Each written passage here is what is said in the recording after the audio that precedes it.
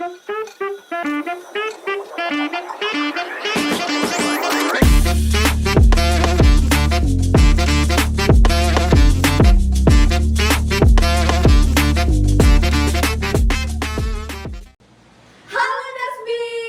welcome to Stickbun, sharing interaksi keperawatan Stickers Buleleng. Nah, di Stickbun kita akan bercerita mengenai keperawatan dari sudut pandang mahasiswa dan juga sudut pandang dosen tentunya. Nah, di Stickbun kali ini kita akan mengangkat episode yaitu mengenal dunia keperawatan dari sudut pandang akademisi. Oke, sebelum itu izinkan aku perkenalan dulu ya Nasbi semuanya. Perkenalkan, nama saya Dia dan teman saya. Perkenalkan, nama saya Aca. Nah, di 30 menit ke depan kita akan sharing terkait dengan dunia keperawatan menurut akademisi. Nah, Aca, kita sudah ada nih kedatangan tamu dari salah satu dosen keperawatan di Stickers Buleleng. Betul sekali ya. Siapa tuh, Ca? Nah, jadi narasumber kita pada hari ini yaitu ada Bapak Budi. Dan Bapak Budi boleh diperkenalkan diri terlebih dahulu. Baik, terima kasih ya dengan diundang di podcast Stickers Buleleng ya. Jadi perkenalkan ya, nama saya nama lengkap Nila, tas Data Eskap MK ya. Jadi di laku pasti ada perjalanan ya. Jadi saya mencapai nurse dan Eskap itu di Universitas Udayana ya. Jadi di Universitas Udayana itu dari tahun 2007 ya, saya lolos dari sana dari jalur SNPTN dulu namanya. Kemudian adanya 4 tahun mendapat gelar sarjana keperawatan di sana di Udayana, kemudian lanjut nurse 1 tahun ya. Sehingga lengkap gelarnya nurse sama Eskap ya. Nah, karena kemudian saya langsung gabung di Stickers Buleleng walaupun masih S1 gitu ya. Di Stickers Buleleng diterima tahun 2012 ya. Nah, karena ada perubahan aturan dosen harus S2. Nah, saya akan kuliah lagi ya. Saya dikuliahin oleh yayasan itu 2 tahun.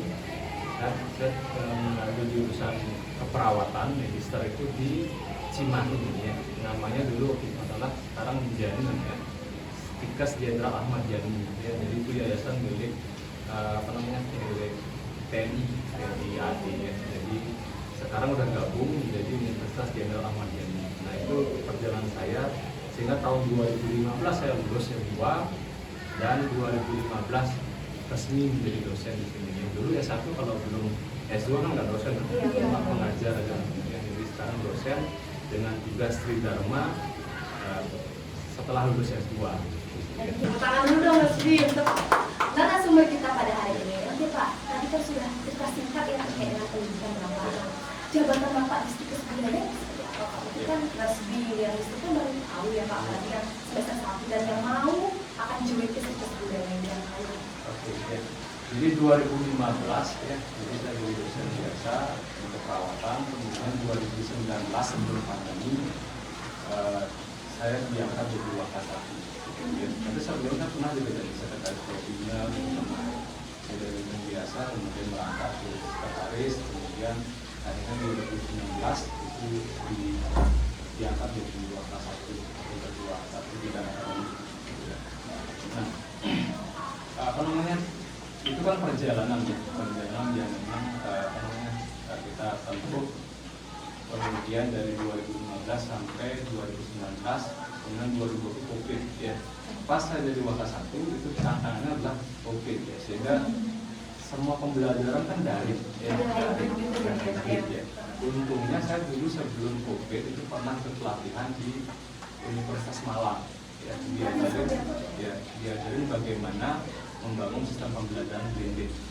Nah, jadi gimana membangun pembelajaran yang offline dan online. Nah, itu waktu itu kita pakai aplikasi ya, Moodle adalah, dan saya sudah buat tutorial kemarin itu ya. Begitu saya pelatihan, saya juga punya YouTube gitu ya. Jadi nanti kalau teman-teman mau kunjungi YouTube saya, ya ketik aja cara produk channel. Oke, Nasbi, nanti kalau misalnya pengen tahu terkait dengan keperawatan di Stickers Buleleng itu Bapaknya punya channel YouTube, nanti kita akan klik di sini di bawah Pak ya. Jadi di YouTube saya itu juga saya jelasin tentang keperawatan, kemudian materi keuangan juga, karena saya juga memahami ya bahwa ketika lulus kalian di perguruan tinggi manapun prodi apapun ya itu pasti tantangannya keuangan ya pasti gitu ya. Jadi ketika kalian lulus tantangannya adalah ke depan tuh kita nggak akan bisa lepas dengan dunia keuangan. Walaupun sebagai perawat sekalipun kalau kerja di rumah sakit ya di bekerja dimanapun gitu, kalau kalian nggak bisa mengelola keuangan, kalian akan bermasalah di bidang keuangan. Saya juga bahas karena terkait dengan keuangan, tapi belum banyak ya, tapi masih lebih banyak keuangan tentang keperawatan ya. Makanya ketika momen saya jadi Waka 1, pertama karena COVID, terus saya dikembangkan blended learning di Stikes Buleleng, dan pas juga saya dapat momen pembelajaran blended learning. Jadi saya belajar editing video itu dari sana, dari Universitas Malang. Kemudian punya ide membangun YouTube, langsung saya buat YouTube juga, dan pas momennya ketika itu COVID, jadi saya punya banyak waktu di rumah untuk ngedit video, membuat materi gitu ya. Kemudian pas juga momen MBKM ya, MBKM kan Nadiem jadi menteri, dia membukalah bahwa pendidikan itu nggak harus strict gitu, harus strict, jadi mahasiswa itu harus merdeka, dia bilang gitu kan. Nah ini pas karena dia bilang gini, kalau seseorang belajar berenang di kolam renang, terus ketika lulus dilepas di lautan lepas, mereka bingung gitu kan, pasti bingung karena sana ada badai dan kan nggak ada di kolam renang. Makanya Nadiem dengan merdeka belajarnya itu dia membuat mahasiswa itu memberikan kebebasan. Kamu punya waktu 1 semester untuk belajar apapun yang kamu inginkan, apapun yang passion kamu. Karena keperawatan, siapa tahu orang keperawatan juga punya passion melukis atau mungkin di bidang keuangan, di bidang IT atau yang lain juga. Nah mereka punya waktu untuk belajar itu 1 semester. Nah ini momennya apa? Sama juga pemahamannya sama ya. Saya juga punya pemahaman sama bahwa kita nggak cukup hanya belajar 1 bidang ilmu saja ketika kita kuliah. Gitu. Makanya ketika saya melihat mahasiswa aktif di organisasi, ya mereka bisa mengembangkan banyak kompetensi. Ya, dan itu perlu banget skill itu ketika setelah lulus dan di dunia kerja menghadapi realita yang sebenarnya gitu ya. Nah makanya mahasiswa itu memang harus punya banyak skill gitu. Ya banyak skill, dan memang tuntutan sekarang itu nggak perlu kamu berapa IPK-nya itu nggak ditanya, kamu apa lulusannya, kamu berapa apa itu nggak ditanya. Yang ditanya adalah kamu bisa apa, ya kamu bisa apa. Makanya ada kurikulum berbasis itu kompetensi dan berbasis outcome based learning. Jadi kamu setelah kamu belajar apa yang kamu bisa, itu yang ditanya ketika nanti mencari pekerjaan, dan itu juga akan menjadi tantangan ketika kamu sudah lulus mencari pekerjaan, kamu bisa apa gitu. Itu makanya saya selalu bilang ke mahasiswa ketika masih kuliah, untuk ngasilin uang kenapa harus nunggu tamat kan gitu ya. Kenapa nggak masih kuliah juga dapat ini jalan sambilan untuk membangun, karena kan banyak sekali sebenarnya dibantu dari Kemendikbud di bidang kemahasiswaan, di bidang riset, kemudian kewirausahaan. Kalau kan punya ide kewirausahaan ya udah ada itu hibahnya gitu ya. Jadi banyak peluang ya, apalagi di dunia digital kan orang dengan modal laptop aja bisa ngasih uang. Pertama ya itu YouTube. Iya, betul sekali. Orang banyak yang di YouTuber mungkin Pak ya. Oke Pak, kita sambil santai. Kalau Pak Omino silahkan dulu, makan juga silakan. Jangan buahnya saja Pak ya. Oke, Pak, ini kita ada beberapa pertanyaan. Itu tadi juga sudah menjawab ya pertanyaan dari Mas Budi terkait dengan bagaimana sih tantangan dalam tadi untuk keperawatan di bidang COVID yang kita kan hybrid gitu. Terus kita tuh juga bisa mempelajari skill lain selain dengan keperawatan sendiri itu Mas Budi. Nah, ada berapa pertanyaan nih Aca? Ada 3 pertanyaan Pak ya. Silakan Aca yang pertama. Yang pertama itu, nah selama Bapak mengejar keperawatan, apa saja pengalaman dan inspiratif selama karir dalam mengajar? Ya. Nah saya pernah baca buku ya, The Millionaire Mindset, dan ini nyambung dengan dunia perawatan. Ya. Jadi perawat, bersyukurlah jadi perawat ya. Karena saya juga dulu waktu kuliah di UNUR itu teman-teman saya kedokteran semua. Ya. Kalau kita berkacamata kedokteran itu kita udah dipaku betul dengan ilmu yang hanya belajar tentang fisik gitu loh, tentang fisik. Tapi kalau di keperawatan enggak. Kita malah dibuka wawasan kita bahwa manusia itu tidak hanya fisik gitu ya. Makanya di keperawatan itu disebut dengan holistik, holism, jadi paradigma holism. Jadi manusia itu adalah bio, psiku, sosial, spiritual gitu. Jadi banyak hal yang harus kita pelajari ya. Tidak hanya tentang fisik biologinya saja, tapi bagaimana memahami kondisi pasien secara psikologis, ya, dengan biopsikososial. Nah, gimana caranya membangun interaksi? Karena orang juga bisa bermasalah kalau masalah sosial, misalnya dia nggak lagi musuhan sama keluarga, itu juga memicu penyakit kan. Dan itu juga harus kita kuasai gimana membangun kepercayaan pasien dan membangun relasi yang baik antara keluarga dan antar sesama pada pasien. Nah, itu juga perlu perawat memahami. Kemudian sosial, baru spiritual. Nah, spiritual ini menjadi hal yang penting banget ya di dunia keperawatan. Nah, saya ketemunya itu adalah ketika saya baca Jane Watson, teorinya caringnya Jane Watson ya. Walaupun Jane Watson mengatakan bahwa teori keperawatan itu akan membentuk 10 faktor karakter dari sosok seorang perawat, tapi untuk memicu munculnya 10 faktor karakter itu seperti compassion, altruism, itu nggak bisa dengan teori gitu ya. Itu harus berpraktek ya. Caranya berpraktek melatih itu adalah di dalam bukunya Jane Watson, dia juga berproses ketika dia mencetuskan ide caring. Dia juga berproses karena dia mengalami suatu hal yang sangat memilukan dalam hidupnya. Jane Watson kemudian dia mencari-cari makna, dia mencari-cari apa sih caring itu kan. Dia juga pernah ke Tibet belajar dengan biksu di Tibet untuk meditasi, sehingga di dalam bukunya itu juga dikupas bahwa spiritualisme itu penting ya, dengan cara, kalau bahasanya bukan meditasi di Jane Watson tapi centering namanya ya. Makanya perawat itu sebelum menuju ke pasien dia harus centering. Jadi centering itu adalah gimana kondisimu, jadi kamu harus mengenal dirimu dulu baru ke pasien. Jangan sampai nanti ketika dirimu dalam kondisi penuh emosi atau banyak pendaman emosi ya, emosi-emosi negatif, kemarahan ya, kekecewaan, kesedihan. Nah, itu kalau ketemu pasien takutnya itu meluap gitu loh ya. Makanya harus centering, harus mengenal kan cara kita melepas harus mengenal dulu. Cara kita melepas emosi adalah mengenal dulu emosi, jadi mengamati yang emosi. Makanya tekniknya Jane Watson adalah centering. Kalau bisu-bisu meditasi gitu ya, kalau secara spiritual meditasi. Jadi ketika kita duduk hening, kita biarkan aja pikiran itu mengalir, terus kita rasakan ketika pikiran muncul perasaannya gimana, terus ketika perasaan muncul sensasi tubuh gimana. Nah, itu harus dilakukan oleh perawat sebelum ketemu pasien. Jadi misalnya dia jaga pagi sebelum ke pasien, dia centering dulu. Begitu juga setelah selesai dia juga centering. Siapa tahu ketika berinteraksi dengan pasien, si perawat ini mungkin dimarahi oleh pasien, pasti aja ada yang nyantol di dalam dirinya kan gitu. Nah, itu harus dibersihkan itu ya, jangan sampai itu dibawa emosi itu ketemu anaknya, ketemu suami atau mungkin keluarga di rumah, itu diluapkan ke keluarga gitu ya. Sama juga ketika dia bermasalah di keluarga, jangan sampai itu dibawa ke pasien gitu ya. Makanya Jane Watson adalah disuruhlah sering-sering centering gitu ya, sering-sering ya, kalau spiritual dibilang sering-seringlah meditasi.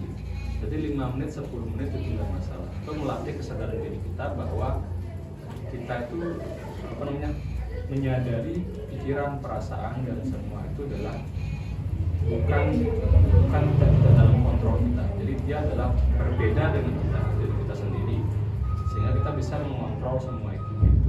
Jadi buat jarak antara pikiranmu, perasaanmu dan juga sensasi tubuhmu, sehingga ketika ada jarak, ada jeda, kita bisa menyadari dan kita bisa mengontrol pikiran, semua emosi sama sensasi ketika ketemu pasien. Nah, itu ya. Dan itu saya juga ketemunya itu adalah ketika saya belajar teorinya Jane Watson di S2 di Unjan.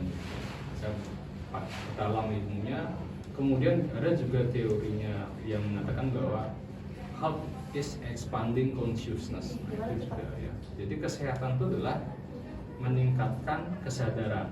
Jadi kalau kesadarannya bagus, meningkat, maka otomatis orang juga akan sehat gitu ya. Tapi kalau kesadarannya rendah, dia akan sangat dekat dengan penyakit.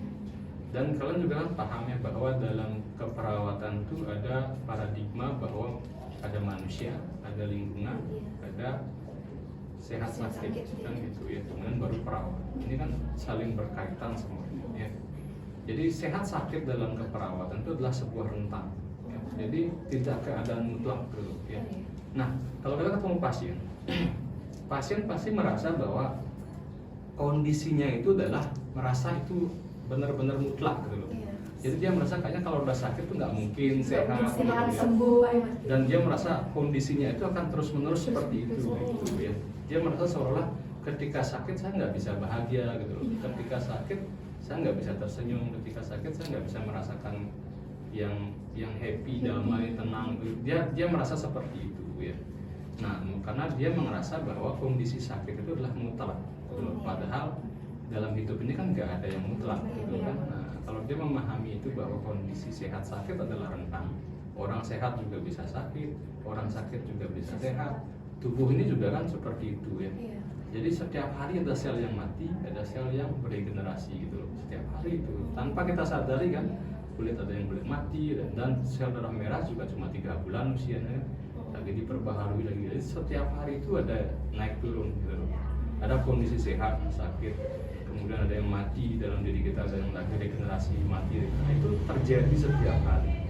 Nah, ketika kesadarannya terbangun, ya, dia menyadari kondisi naik turun itu, ya, maka nggak akan mengeluh sakit itu benar-benar menderita karena sakit.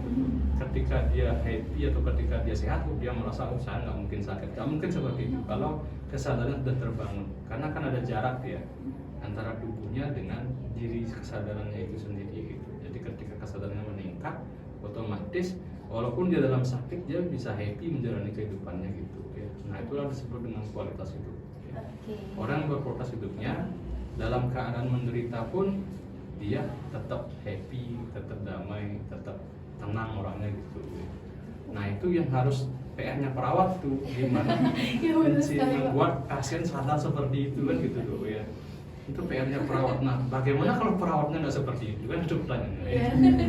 Kalau perawatnya lagi ada masalah, sering marah-marah sama pasien kan, masih terbawa emosi, sedangkan perawatnya juga belum terbangun kesadarannya seperti itu, ya sulit untuk menyembuhkan pasien.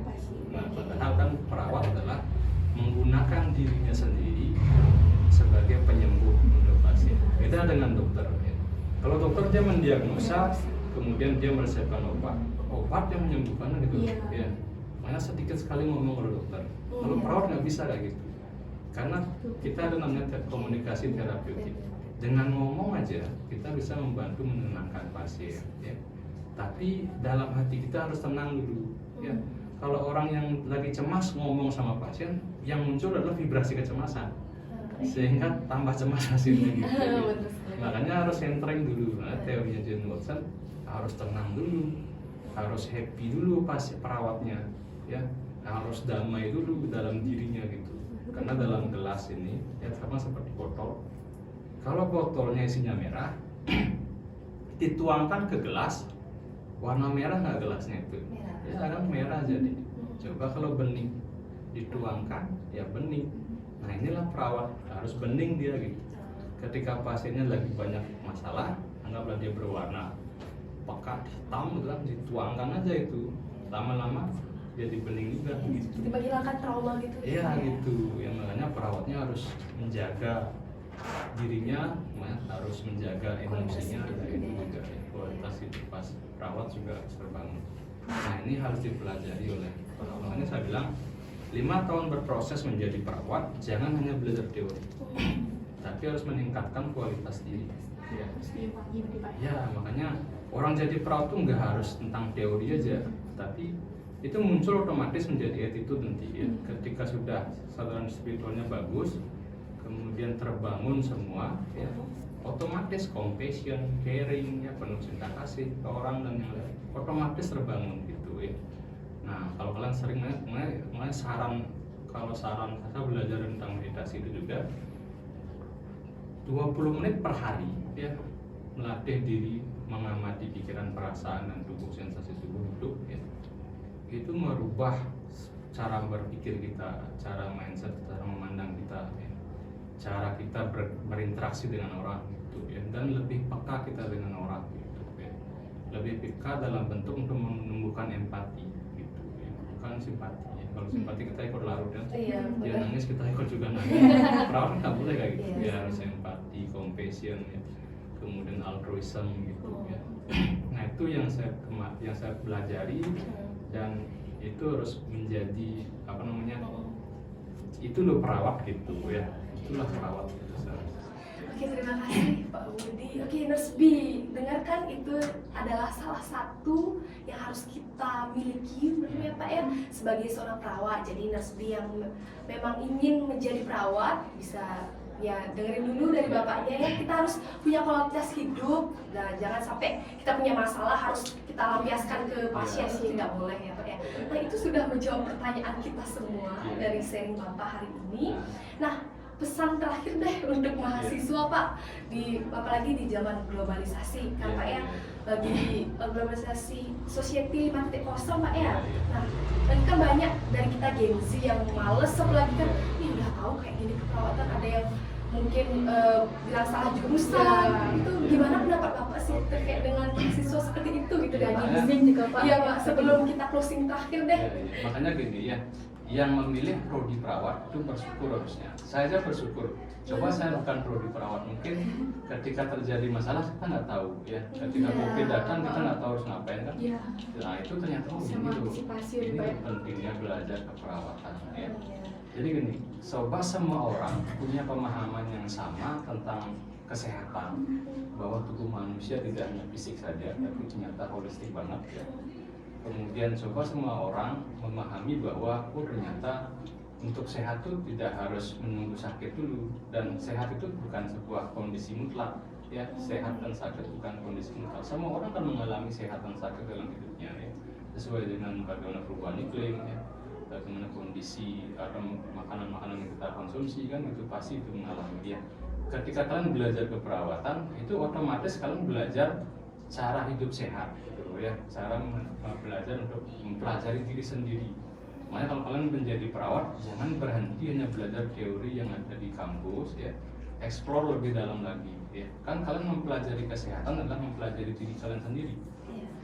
Jadi ya explore aja semua secara menyeluruh, posisi biologisnya ya, psikologisnya, spiritualnya, explore lebih dalam ya. Karena itu akan menambah pemahaman tentang, karena penting banget memahami diri sebelum kita mengobati orang lain ya gitu ya. Karena bisa saja orang banyak trauma-trauma juga ya, itu juga menyebabkan dia mengalami ya agak malu-malu orangnya kan gitu ya. Kan nggak, jadi para nggak boleh malu-malu. Karena saya juga dulu seperti itu ya. Orang yang tahu saya di SMA bisa ditanya teman-teman saya, Budi kayak gimana ya. Itu saya dulu orangnya sangat kaku ya, sangat kaku dan jarang berinteraksi sama orang ya. Dan paling sering baca buku itu mungkin ya. Kalau orang ingat Budi ya pasti orang yang sering. Kalau orang lain ke kantin setelah habis habis pelajaran istirahat, biasanya ke perpustakaan gitu. Baca buku.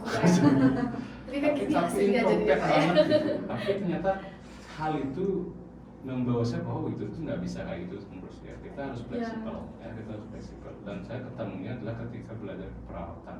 Makanya nggak rugi banget kalau belajar perawat ya. Kita bisa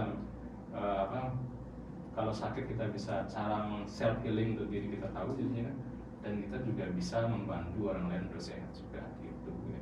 Makanya kalau jadi perawat kan bisa juga jadi yang lain kan gitu. Jadi gini, kalau kalian bekerja sebagai perawat, apakah akan terus menerus, apakah nggak boleh bekerja sampingan di luar keperawatan? Kan boleh juga ya. Nah itu tergantung kalian ya. Misalnya kalian punya usaha di bidang home care, tapi kalian juga perlu skill untuk mengelola uang kan gitu ya.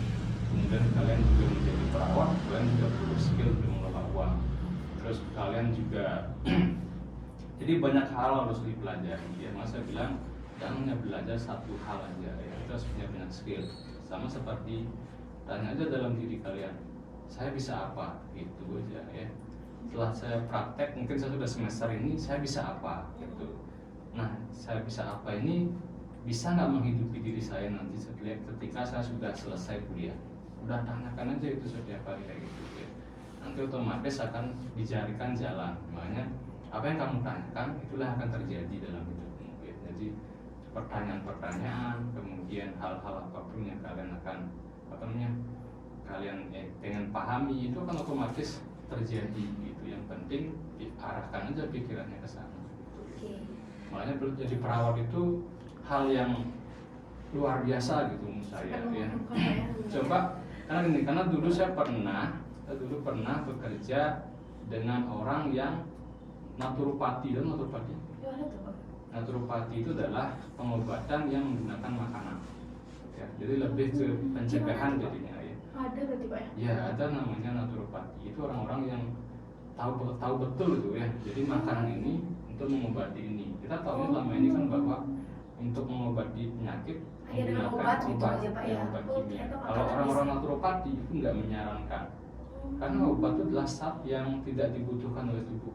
Berbeda dengan makanan. Makanan dibutuhkan oleh tubuh. Makanya kalau orang-orang naturopati memandang orang sakit, itu mereka nggak menyarankan obat dulu.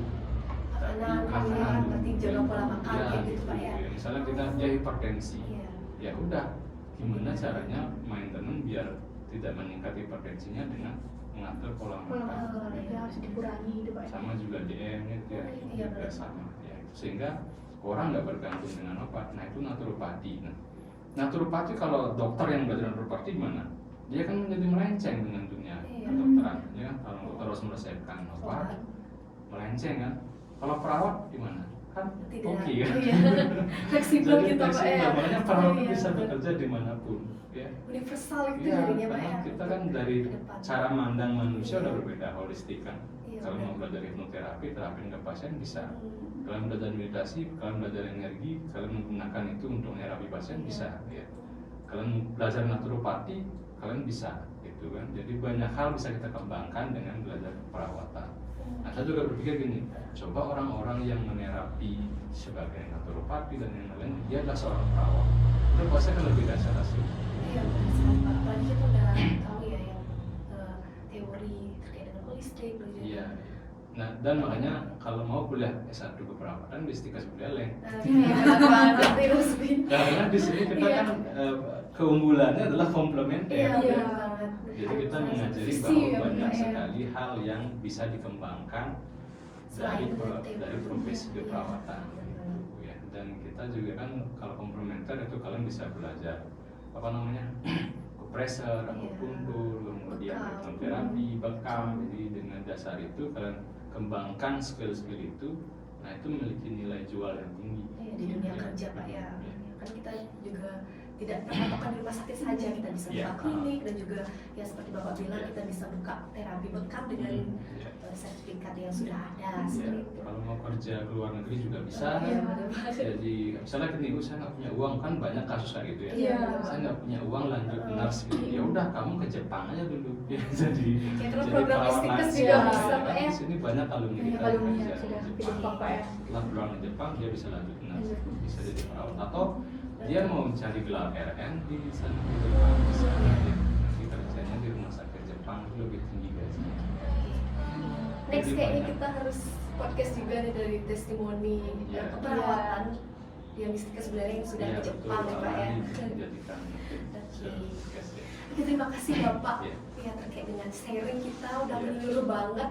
Iya. Bukan hanya tentang keperawatan tapi juga sudah menyeluruh tentang keuangan, hukum, Iya. juga kita belajar sedikit di sini konsep diri dan Iya. memang benar sekali seperti yang dikatakan Pak Budi ya, keperawatan tidak mentok saja di teori di mana kita ke pasien tapi juga kita bisa mengembangkan dengan cara terapi komplementer Iya. dan juga bisa mungkin kita skillnya mungkin tidak di keperawatan saja, di hukum bisa kita juga Pak ya bisa menjadi konsultan hukum Iya. dan juga bisa buka klinik home care juga Iya. Pak ya. Oke, nah Alumni kita ada yang kerja di tambang loh. Wih, Alumni Stikas Buleleng. Ada Pak ya? ada Pak ya. Ada. Oke, Dia terus sempat Bi. WA saya. Heeh. Dan saya tanya gajinya berapa di tambang? Berapa tuh Pak? Lumayan Pak, cukup lah untuk Dua hidup. digit. 20 juta katanya. Per bulan Pak ya? Dan Aduh, sudah. itu baru tamat loh padahal dia, ya, Oh, baru tamat dia SK+. langsung lamar gitu, Pak? Ya. Nah kebetulan dia pelatihan P3, Oh. P3K ya, Ah, Transformasi Kerja. Nah, di sana diperlukanlah pelatihan PTCLS, Iya. orang yang punya sertifikat PTCLS dan pelatihan P3K. Nah dia punya keduanya itu, Iya. dia ngelamar lah di sana, lolos. Oke. Itu Iya. lebih enak katanya daripada saya kerja di kapal lah, mending seperti ini Pak. Iya, di Jadi tambang. saya bersyukur sekali jadi perawat dan ternyata bisa kerja di tambang gitu. Saya kerja cuma 4 minggu, 5 minggu, habis itu dia libur 2 minggu. Jadi dia bisa pulang ke Bali dan Kalimantan, dan di Kalimantan gitu. Ya. Jadi jangan salah ya bahwa perawat itu tidak harus di rumah sakit gitu ya kerjanya. Iya. Mas saya bilang perawat itu pekerjaan yang dimanapun bisa ya, dimanapun bisa. Mau di industri juga diperlukan, di lapas juga ada poli kan Iya. juga bisa jadi perawat. Jadi banyak peluang pekerjaan. peluang. Ya. Makanya nggak salah deh kalau milih jadi perawat. Iya, jurusan perawatan. Yang penting pertanyaan kamu bisa apa? Iya bener banget Ya, Pak. jangan sekedar kuliah habisin waktu, habisin uang, kamu nggak bisa apa gitu. Makanya tanya ke dalam diri kamu punya skill apa yang bisa dijual gitu. Ya. Ini khusus untuk nurse B ya yang Gen Z yang biasanya tuh rebahan habis dari kuliah, mungkin bisa tanya ini tuh di diri sendiri apa sih skill kita gitu. Selain rebahan dan nonton video, mungkin dari menonton video bisa jadi bikin Iya. podcast atau bikin sebuah Iya. YouTube Pak ya. Ya kan kita di dunia ini tidak ada yang Iya. tidak mungkin gitu. Jadi manfaatkan Jadi kita teknologi mencoba dia. untuk hal-hal yang bermanfaat ya. Jadi memang teknologi mempermudah cara kita hidup ya. Tapi jangan sampai teknologi itu membuat kita berantakan hidupnya. Iya. Jadi Jangan sampai kita- disetir oleh teknologi Iya. Pak ya. Jadi harus Iya. kita manfaatkan teknologi untuk hal-hal positif. Jadi seperti itu. Oke Pak Budi, terima kasih.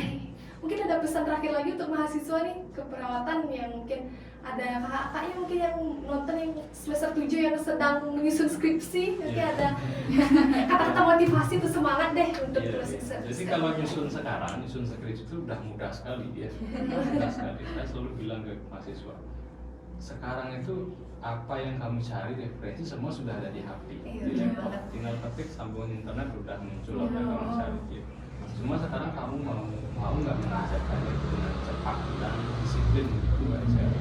Karena orang biasanya gitu, begitu kita permudah, mereka terlena ya dengan zona nyamannya gitu. Iya. Sehingga menunda-nunda besok aja lah gitu. Gampang ini besok aja lah. Akhirnya terus kebablasan jadinya kan. Iya. Temennya udah sekian, kita nggak ujian gitu ya. Jadi memang paling penting sekarang adalah membangun disiplin diri ya. Jadi kalau ada buku bagus banget kalian bisa baca, Atomic Habit. Nah, itu saya rekomendasikan banget itu ya. Jadi Atomic Habit itu membangun bahwa kebiasaan kecil ya yang kita lakukan setiap hari selama 30 hari ya, itu akan menjadi kebiasaan yang melekat seterusnya. Itu ya. Jadi kalau kalian membangun kebiasaan menunda ya Itu akan lekat itu gitu, melekat Pak, ya. menjadi Oke. pribadi kalian ya. Makanya menyusun skripsi itu tantangan ya. Saya rasa banyak orang karena lama Menunda, menyusun ya. karena menunda. Karena menunda, Pak, ya. Karena saya juga pernah mengalaminya kan.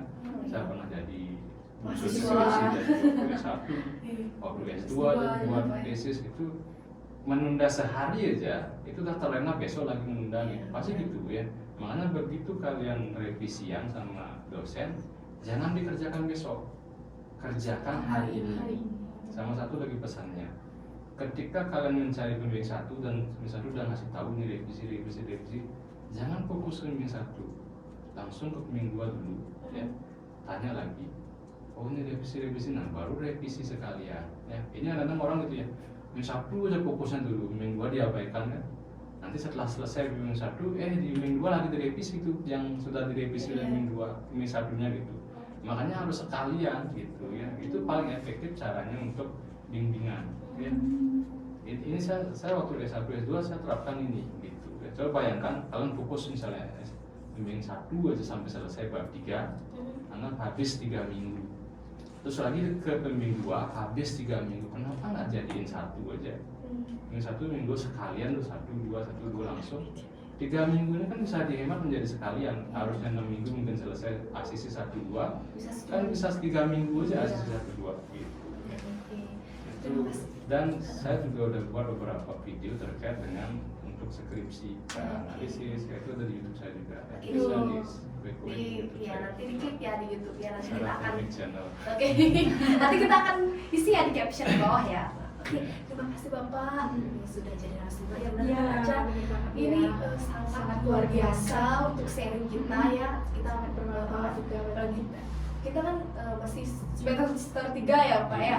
Ya bisa lah untuk mempersiapkan dari sekarang Ada bekal. ya untuk kedepannya. Nah, oke Pak. Sekian podcast hari ini Pak ya. Terima kasih untuk Saya juga ucapkan terima kasih. Iya. untuk kita, ya. Iya Pak. Jangan lupa ya Nurse B untuk klik nanti YouTube, apa nama channelnya Pak? Cara terunit. Cara terunit channel. Nah, di sana tuh udah banyak banget penjelasan tadi tuh ada penjelasan singkat Pak ya dari YouTube channelnya Pak Budi, nanti bisa diklik juga di sana. Nah, dan pesan terakhir sebelum kita akhiri, keperawatan itu unik Pak ya, itu universal. Jadi kita tuh tidak mentok saja di rumah sakit teman-teman, tapi kita juga bisa bekerja. Tadi juga sudah ada yang di Tambang dan juga di Jepang. Nah, jadi untuk nurse B yang sudah masuk ke perawatan, jangan pernah kecewa karena kita memiliki banyak sekali pengalaman kerja dan juga bekal kerja nanti kalau kita memang memiliki niat. Karena kunci orang sukses itu jangan menunda, betul kan Pak ya? Disiplin waktu. Oke. Nah, sekian podcast kali ini. Terima kasih Bapak sudah menjadi narasumber kita pada hari ini. Nah, kita ketemu lagi di episode kedua. Mungkin kalau ada referensi untuk judulnya bisa komen-komen di bawah ya. Oke, dari aku itu aja Pak. Oke Aca, ada yang ingin disampaikan mungkin? Dari aku sih udah Cukup. soalnya udah Terjawab semua ya. terjawab semua pertanyaan dari kita dan sangat bermanfaat bagi diri kita sendiri tentunya Pak ya. Itu aja. Oke, bye bye Nurse B. Sampai ketemu lagi. Jangan lupa ya,